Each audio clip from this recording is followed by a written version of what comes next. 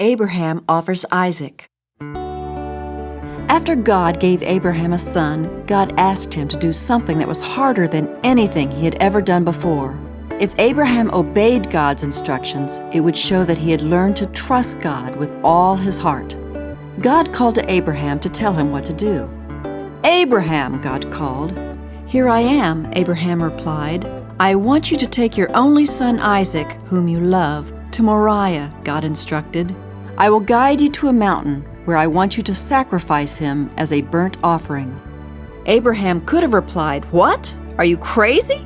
I'm not doing that." But he did not say anything like that. Instead, he got up early the next morning, saddled his donkey, split the wood for the burnt offering, and left for Moriah with Isaac and 2 servants. Abraham also took the wood, a knife, some fire, and some food. It took Abraham 3 days to get to Moriah. While he rested each night, he would have looked up at the countless stars in the sky. Those stars would have reminded Abraham of God's promise to make Abraham's descendants through his son Isaac as countless as the stars in the sky. Abraham believed God would somehow keep his promise. On the last day of the journey, Abraham spotted God's chosen mountain in the distance. He said to the 2 servants, "Wait here while Isaac and I go on to worship, and then we will return." Abraham was confident that he would come back down the mountain with Isaac. He knew God was somehow going to provide.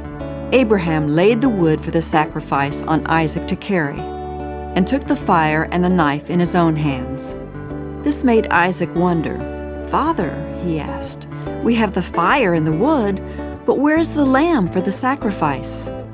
Abraham didn't tell Isaac that he was the sacrifice. Instead, he said, "My son, God will provide a lamb for a burnt offering."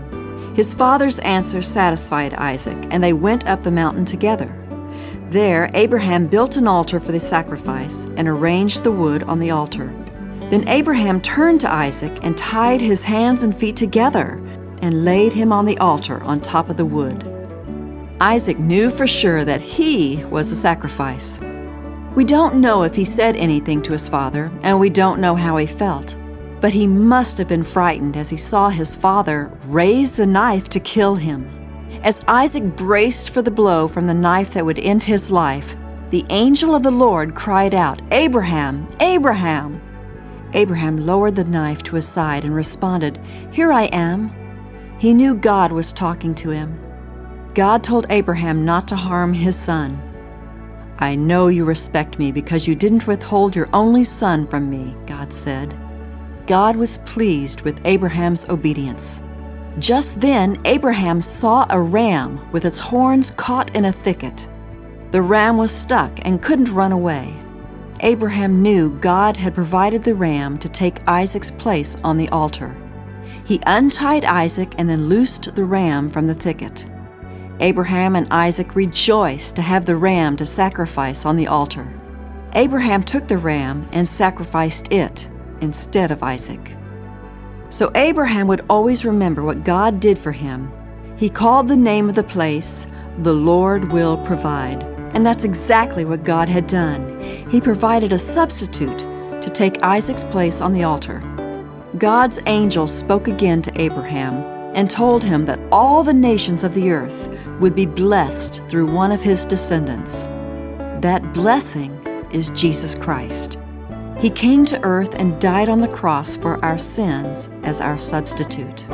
If we trust in Him for salvation, we will be delivered from the penalty for our sins, and we will spend eternity with Jesus in heaven.